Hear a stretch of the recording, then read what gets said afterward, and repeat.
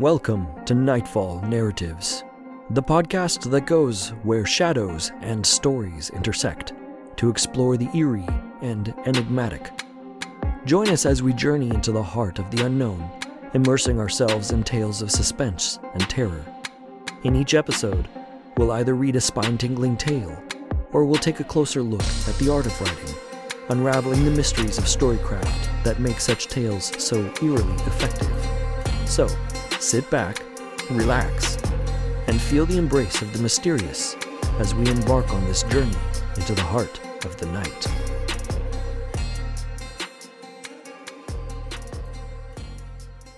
Welcome, my friends, yet again to another episode of Nightfall Narratives. I'm your Nightfall narrator, R. Douglas Patton.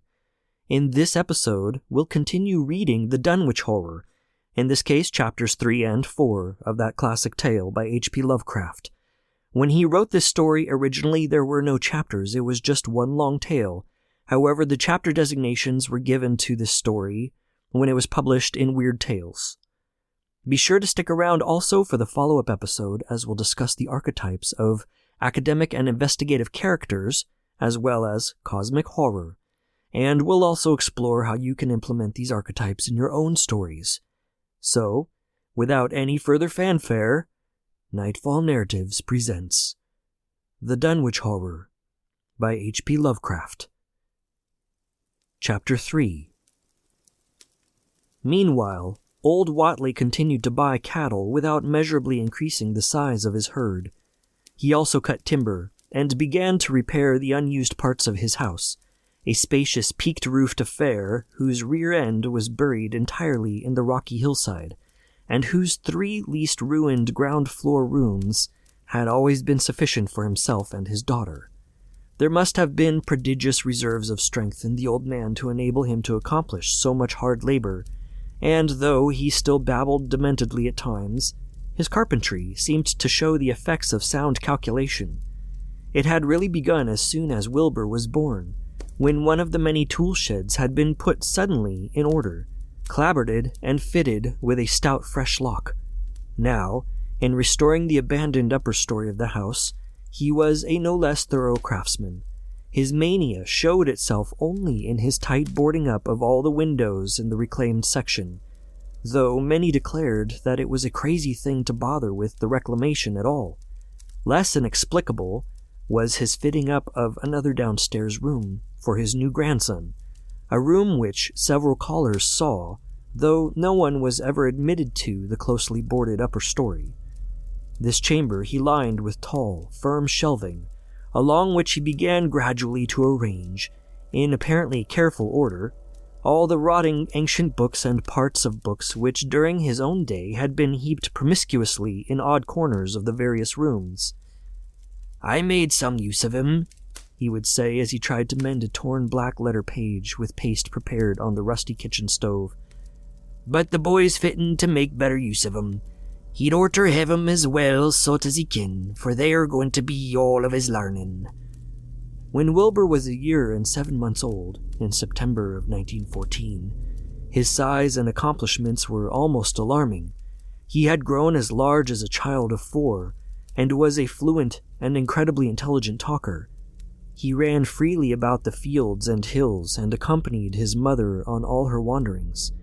At home, he would pore diligently over the queer pictures and charts in his grandfather's books, while old Whatley would instruct and catechize him through long, hushed afternoons.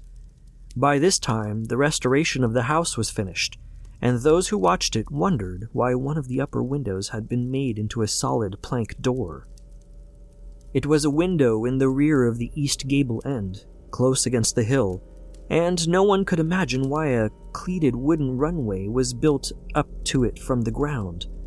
About the period of this work's completion, people noticed that the old tool house, tightly locked and windowlessly clapboarded since Wilbur's birth, had been abandoned again. The door swung listlessly open, and when Earl Sawyer once stepped within after a cattle-selling call on old Whatley, he was quite discomposed by the singular odor he encountered. Such a stench, he averred, as he had never before smelt in all his life except near the Indian circles on the hills, and which could not come from anything sane or of this earth. But then, the homes and sheds of Dunwich folk have never been remarkable for olfactory immaculateness. The following months were void of visible events, save that everyone swore to a slow but steady increase in the mysterious hill noises. On May Eve of 1915, there were tremors which even the Aylesbury people felt, whilst the following Halloween produced an underground rumbling queerly synchronized with bursts of flame, them which Whatley's doin's, from the summit of Sentinel Hill. Wilbur was growing up uncannily, so that he looked like a boy of 10 as he entered his 4th year. He read avidly by himself now, but talked much less than formerly. A settled taciturnity was absorbing him, and for the first time people began to speak specifically of the dawning look of evil in his goatish face. He would sometimes mutter an unfamiliar jargon, and chant in bizarre rhythms which chilled the listener with a sense of unexplainable terror. The aversion displayed toward him by dogs had now become a matter of wide remark, and he was obliged to carry a pistol in order to traverse the countryside in safety. His occasional use of the weapon did not enhance his popularity amongst the owners of canine guardians. The few callers at the house would often find Lavinia alone on the ground floor, while odd cries and footsteps resounded in the boarded-up second story. She would never tell what her father and the boy were doing up there, though once she turned pale and displayed an abnormal degree of fear when a jocose fish peddler tried the locked door leading to the stairway. That peddler told the store loungers at Dunwich Village that he thought he heard a horse stamping on that floor above. The loungers reflected, thinking of the door and runway, and of the cattle that so swiftly disappeared. Then they shuddered as they recalled tales of old Whatley's youth, and of the strange things that are called out of the earth when a bullock is sacrificed at the proper time to certain heathen gods. It had for some time been noticed that dogs had begun to hate and fear the whole Whatley place as violently as they hated and feared young Wilbur personally. In 1917, the war came, and Squire Sawyer Whatley, as chairman of the local draft board, had hard work finding a quota of young Dunwich men fit even to be sent to a development camp. The government, alarmed at such signs of wholesale regional decadence, sent several officers and medical experts to investigate, conducting a survey which New England newspaper readers may still recall. It was the publicity attending this investigation which set reporters on the track of the Whatleys, and caused the Boston Globe and Arkham Advertiser to print flamboyant Sunday stories of young Wilbur's precociousness, old Whatley's black magic, and shelves of strange books, the sealed second story of the ancient farmhouse, and the weirdness of the whole region and its hill noises. Wilbur was 4.5 then, and looked like a lad of 15. His lip and cheek were fuzzy with a coarse dark down, and his voice had begun to break. Earl Sawyer went out to the Whatley place with both sets of reporters and cameramen, and called their attention to the queer stench which now seemed to trickle down from the sealed upper spaces.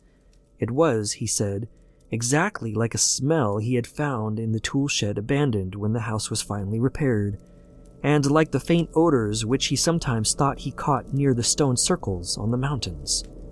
Dunwich folk read the stories when they appeared, and grinned over the obvious mistakes. They wondered, too, why the writers made so much of the fact that old Whatley always paid for his cattle in gold pieces of extremely ancient date. The Whatleys had received their visitors with ill-concealed distaste, though they did not dare court further publicity by a violent resistance or refusal to talk. Chapter 4. For a decade, the annals of the Whatleys sink indistinguishably into the general life of a morbid community used to their queer ways and hardened to their May Eve and All-Hallow orgies. Twice a year they would light fires on the top of Sentinel Hill, at which times the mountain rumblings would recur with greater and greater violence, while at all seasons there were strange and portentous doings at the lonely farmhouse. In the course of time, callers professed to hear sounds in the sealed upper story, even when all the family were downstairs, and they wondered how swiftly or how lingeringly a cow or bullock was usually sacrificed. There was talk of a complaint to the Society for the Prevention of Cruelty to Animals, but nothing ever came of it, since Dunwich folk are never anxious to call the outside world's attention to themselves. About 1923, when Wilbur was a boy of 10 whose mind, voice, stature, and bearded face gave all the impressions of maturity, a second great siege of carpentry went on at the old house. It was all inside the sealed upper part, and from bits of discarded lumber people concluded that the youth and his grandfather had knocked out all the partitions and even removed the attic floor, leaving only one vast open void between the ground story and the peaked roof. They had torn down the great central chimney, too, and fitted the rusty range with a flimsy outside tin stove pipe. In the spring after this event, old Whatley noticed the growing number of whippoorwills that would come out of Cold Spring Glen to chirp under his window at night. He seemed to regard the circumstance as one of great significance, and told the loungers at Osborne's that he thought his time had almost come. "They whistle just in tune with my breathing now," he said, "and I guess they're getting ready to catch my soul. They know it's a-going out, and don't calculate to miss it. You'll know, boys, arter I'm gone whether they get me or not. If they do, they'll keep up a-singing and laughing till break o' day. If they don't, they'll kinder quiet down like. I expect them and the souls they hunts for have some pretty tough tussles sometimes." On Lammas night, 1924, Dr. Houghton of Aylesbury was hastily summoned by Wilbur Whatley, who had lashed his one remaining horse through the darkness and telephoned from Osborne's in the village. He found old Whatley in a very grave state, with a cardiac action and stertorous breathing that told of an end not far off. The shapeless albino daughter and oddly bearded grandson stood by the bedside, whilst from the vacant abyss overhead there came a disquieting suggestion of rhythmical surging or lapping, as of the waves on some level beach. The doctor, though, was chiefly disturbed by the chattering night-birds outside, a seemingly limitless legion of whippoorwills that cried their endless message in repetitions timed diabolically to the wheezing gasps of the dying man. It was uncanny and unnatural, too much, thought Dr. Houghton, like the whole of the region he had entered so reluctantly in response to the urgent call. Toward 1 o'clock, old Whatley gained consciousness, and interrupted his wheezing to choke out a few words to his grandson. "More space, Willie. More space soon. You grows, and that grows faster. It'll be ready to sarve ye soon, boy. Open up the gates to Yog-Sothoth with the long chant that ye'll find on page 751 of the complete edition, and then put a match to the prison. Fire from earth can't burn it nohow." He was obviously quite mad. After a pause, during which the flock of whippoorwills outside adjusted their cries to the altered tempo, while some indications of the strange hill noises came from afar off, he added another sentence or two. "Feed it reg'lar, Willie, and mind the quantity, but don't let it grow too fast for the place. For if it busts quarters or gets out afore he opens to Yog-Sothoth, it's all over and no use. Only them from beyond can make it multiply and work. Only them, the old uns, as wants to come back." But speech gave place to gasps again, and Lavinia screamed at the way the whippoorwills followed the change. It was the same for more than an hour. When the final throaty rattle came, Dr. Houghton drew shrunken lids over the glazing gray eyes as the tumult of birds faded imperceptibly to silence. Lavinia sobbed, but Wilbur only chuckled whilst the hill noises rumbled faintly. "They didn't get him," he muttered in his heavy bass voice. Wilbur was by this time a scholar of really tremendous erudition in his one-sided way, and was quietly known by correspondence to many librarians in distant places where rare and forbidden books of old days are kept.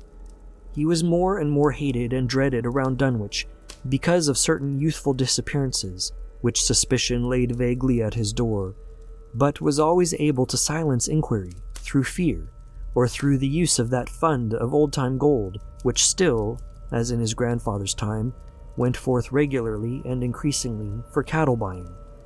He was now tremendously mature of aspect, and his height, having reached the normal adult limit, seemed inclined to wax beyond that figure. In 1925, when a scholarly correspondent from Miskatonic University called upon him one day, and departed pale and puzzled, he was fully 6 3/4 feet tall. Through all the years, Wilbur had treated his half-deformed albino mother with a growing contempt, finally forbidding her to go up the hills with him on May Eve and Hallowmass, and in 1926, the poor creature complained to Mamie Bishop of being afraid of him. "They's more about him, as I knows, than I can tell ye, Mamie," she said, "and nowadays they's more nor what I know myself. I vow for God, I don't know what he wants, or what he's a-trying to do." That Halloween, the hill noises sounded louder than ever, and fire burned on Sentinel Hill as usual, but people paid more attention to the rhythmical screaming of vast flocks of unnaturally belated whippoorwills, which seemed to be assembled near the unlighted Watley farmhouse. After midnight, their shrill notes burst into a kind of pandemoniac cachinnation which filled all the countryside, and not until dawn did they finally quiet down. Then they vanished, hurrying southward, where they were fully a month overdue. What this meant, no one could quite be certain till later. None of the country folk seemed to have died, but poor Lavinia Watley, the twisted albino, was never seen again. In the summer of 1927, Wilbur repaired 2 sheds in the farmyard and began moving his books and effects out to them. Soon afterward, Earl Sawyer told the loungers at Osborne's that more carpentry was going on in the Watley farmhouse. Wilbur was closing all the doors and windows on the ground floor, and seemed to be taking out partitions as he and his grandfather had done upstairs 4 years before. He was living in one of the sheds, and Sawyer thought he seemed unusually worried and tremulous. People generally suspected him of knowing something about his mother's disappearance, and very few ever approached his neighborhood now. His height had increased to more than 7 feet, and showed no signs of ceasing its development. As the shadows lengthen and the night falls, we come to the end of another episode of Nightfall Narratives. We hope you found our exploration of dark and mysterious storytelling and the art of writing thought-provoking and haunting. Remember, the stories we tell have the power to both chill us to the bone and inspire us to create our own. Join us again for our next episode, and until then, keep your eyes open and your mind curious, for anything is possible.